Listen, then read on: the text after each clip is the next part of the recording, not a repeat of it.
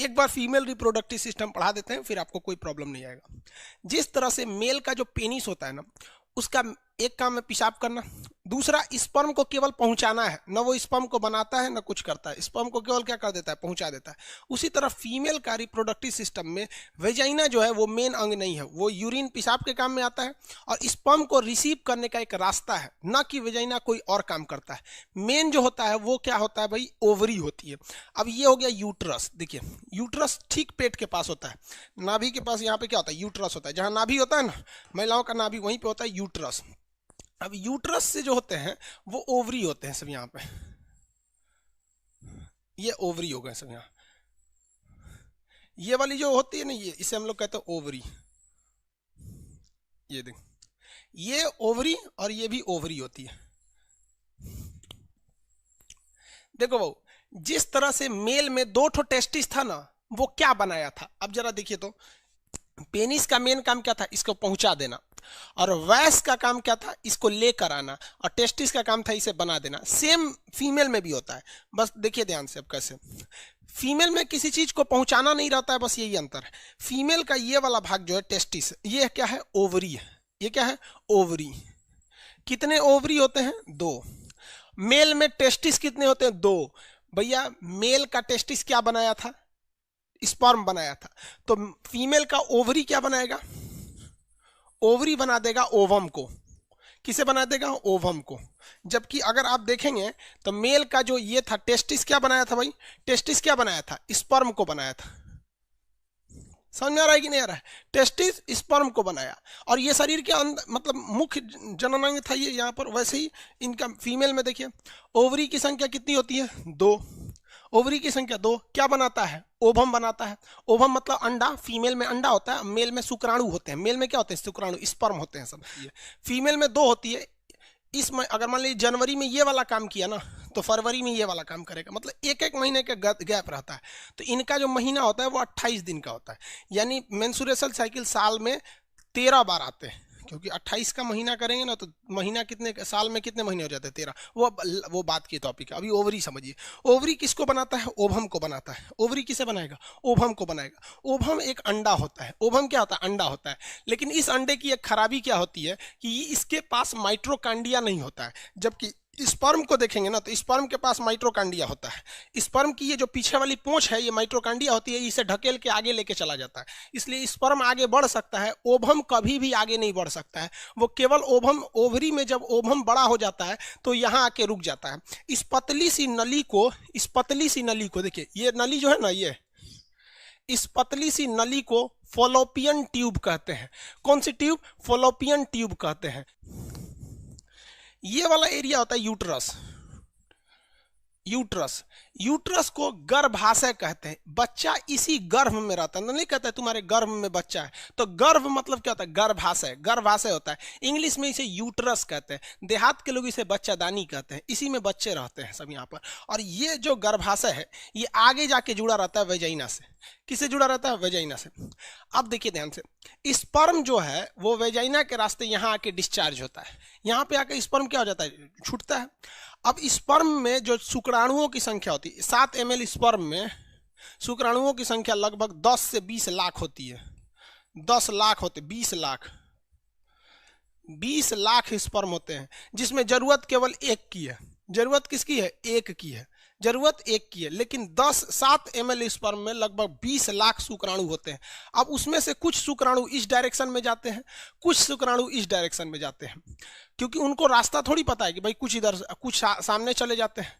तो जो सामने चले गए वो ऐसे ही मर जाएंगे, कि उनका जीवन काल कितना मिनट है, 20 मिनट। जो लेफ्ट साइड में मुड़ गए वो भी मरेंगे। क्यों, क्योंकि इस बार जो ओवरी ने स्पर्म, जो ओवरी ने ओवम बनाया है, हम आपको बताएं कि हर महीने दोनों एक साथ काम नहीं करता है। जबकि मेल का दोनों टेस्टिस एक साथ काम करता है, फीमेल का नहीं। मान लीजिए अगर जनवरी में ये बनाया तो फरवरी में ये वाला बनाएगा। तो मान लीजिए जनवरी का महीना है तो जनवरी में ये वाला बनाया है, तो यहाँ पर ओवम जो है इंतजार कर रहे हैं। ओवम के पास स्पर्म नहीं, माइट्रोकांडिया नहीं होता है, इसलिए आगे नहीं बढ़ सकते हैं, यहीं रुके रहते हैं। तो जनवरी के महीने में अगर यहाँ पर देखिए, यहाँ पर स्पर्म आया तो जो उधर गया वो मरेगा 20 मिनट बाद, सामने गया वो भी मरेगा, जो इधर गया वो इससे आकर जुड़ जाएगा, इससे आके क्या हो जाएगा, जुड़ जाएगा। तो स्पर्म और ओवम आपस में जुड़ जाते हैं। स्पर्म और ओवम का आपस में जुड़ जाना फर्टिलाइजेशन कहलाता है। क्या कहलाता है? फर्टिलाइजेशन। हिंदी में बोलते हैं इसे निषेचन। निषेचन की क्रिया फॉलोपियन ट्यूब के अंदर होती है। हमेशा याद रखिएगा, ये एकदम मोस्ट इंपॉर्टेंट क्वेश्चन है, इसीलिए इसी को काट के बंद कर दिया जाता है। ट्यूबेकोटॉमी में इसको बंद कर दिया जाता है और इधर वाले को भी बंद कर दिया जाता है। स्पर्म यूट्रस में ही रहता है, मर और के खत्म हो जाता है। 20 मिनट तो जीवन काल होता है उनका ट्यूब में। लेकिन एक बात बताइए भाई, जनवरी के महीने में हमने बताया कि जनवरी के महीने में ये वाला यूट्रस का ओवरी काम कर रहा था। जनवरी में कौन सा काम कर रहा था? ये वाला जनवरी में, तो जनवरी में। लेकिन अगर फरवरी का महीना आ जाएगा तो फरवरी में ये वाला काम करेगा। तो आप बताइए, फरवरी के महीने में जो स्पर्म इधर गया रहेगा वो भी मरेगा 20 मिनट बाद, जो सीधे गया वो भी मरेगा, तो इधर वाला काम करेगा। तो स्पर्म तीनों डायरेक्शन में डिस्ट्रीब्यूट, सीबीएसई वाला ना बंट जाने को डिस्ट्रीब्यूट बोलता है। समझ में आया कि नहीं आ गया? तो ये समझ में आ गया। कहेगा कि स्पर्म डिस्चार्ज कहाँ होता है, मतलब स्पर्म कहाँ गिरता है? तो स्पर्म आता है यूट्रस पर। कहाँ आता है? यूट्रस पर। यूट्रस को हिंदी में क्या कहते हैं? गर्भाशय। देहात के लोग बच्चादानी कहते हैं। कहेगा कि ओवम को बनाता कौन है? ओवम को बनाता है ओवरी। ओवरी की संख्या 2 कहां होती है? किडनी के पास, पेट में होती है ओवरी, यहां पर। ये समझ में आ गया कि नहीं? देखो भैया, मेल का जो पेनिस होता है ना, सोच रहा कोनो काम का नहीं होता है।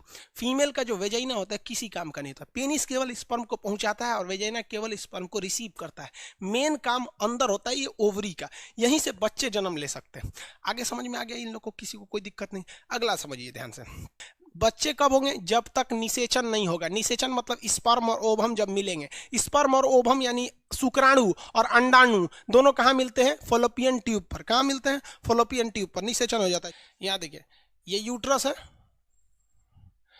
और ये आपका फॉलोपियन ट्यूब है।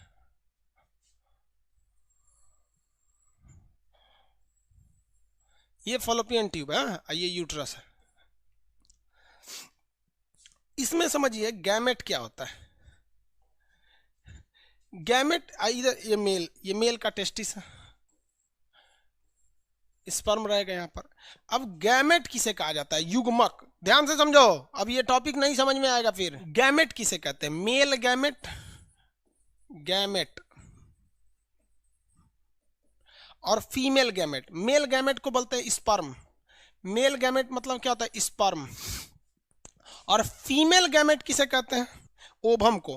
फीमेल गैमेट ओभम को कहते हैं, ओभम। अब ओभम को हिंदी में क्या कहते हैं? शुक्राणु। और सॉरी, स्पर्म को, ओभम को क्या कहते हैं? अंडाणु। अंडाणु का जीवन काल 2 से 3 दिन। अंडाणु का जीवन काल 2 से 3 दिन, इसका जीवन काल 20 मिनट। हालांकि मैक्सिमम ही 1 दिन रह सकता है। चलिए आगे देखिए, 20 मिनट इसका एवरेज टाइमिंग होती है। आगे देखिए, अब ये गैमेट को क्या कहा जाता है? गैमेट, इसमें भी गैमेट लगा है, इसमें भी गैमेट लगा है। इसे कहते हैं युग्मक। युग्मक यानी ये आपस में जोड़ा बनाना चाहता है, युग्म बनाना चाहता है, युग्म, इसलिए इसे कहा जाता है युग्मक।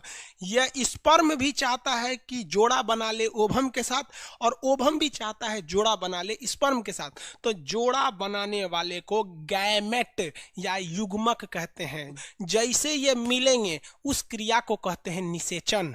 उस क्रिया को कहते हैं निषेचन।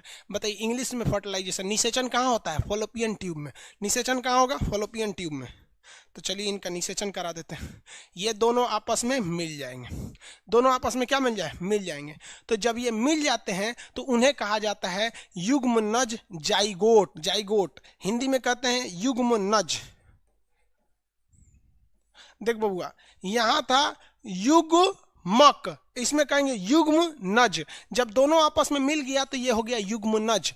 युग्म नज, युग्मनज। युग्मनज कहाँ बनते हैं? तो फॉलोपियन ट्यूब में। युग्मनज कहाँ बनते हैं? तो फॉलोपियन ट्यूब में। युग्मनज कहाँ बनेंगे? Fallopian tube. देखिए, कोई मेल है, कोई मेल है अलग है, उधर खड़ा है, कोई फीमेल है इधर खड़ी है। तो फीमेल के पास क्या है? गैमेट यानी युग्मक, उसके शरीर के अंदर ओभम है। कोई मेल इधर है तो इसके शरीर में क्या है? मेल गैमेट है यानी स्पर्म है। जब ये दोनों सेक्सुअल रिप्रोडक्शन करेंगे तो इनके जब फॉलोपियन ट्यूब में महिला के क्या आ जाएगा? जाइगोट आ जाएगा। जाइगोट किसे कहते हैं? जब ये मिल जाते हैं तो उसे क्या कहा जाता है? जाइगोट। मिल जाते हैं तो उसे क्या कहा जाता है? जाइगोट। चलो भैया देखो, यहाँ पे ध्यान से देखो, यहां पर ओभम है और यहां स्पर्म आएगा। यहाँ ओवम है, तो ये भी गैमेट है, ये भी गैमेट है, लेकिन जैसे यहाँ ये दोनों आकर मिल जाएंगे तो ये क्या बन जाएगा, जाइगोट बन जाएगा। क्या बन जाएगा, जाइगोट। अब इस जाइगोट को बड़ा होना है, खाना पीना लेना है, पोषण लेना है, तो वो कहाँ लेगा, यूट्रस में लेगा। कहाँ पे लेगा, यूट्रस में। तो इसे कहा जाता है एम्ब्रॉय। इसे क्या कहा जाएगा, एम्ब्रॉय।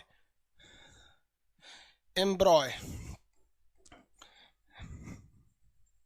एम्ब्रॉय हिंदी में कहते हैं भ्रूण।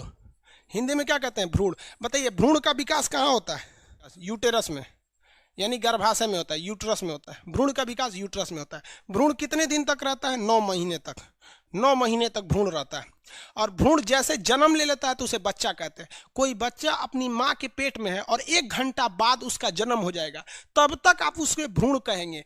डॉक्टर कह दिया कि 5 मिनट बाद डिलीवरी होगा, तब भी वो ससुरा भ्रूण कहलाएगा। जब तक वो इस पृथ्वी पर नहीं आ जाता है तब तक वह भ्रूण ही कहलाएगा। समझ में आ गया। जन्म लेने के बाद वो क्या कहलाएगा, शिशु। शिशु यानी बेबी कहलाएगा। ये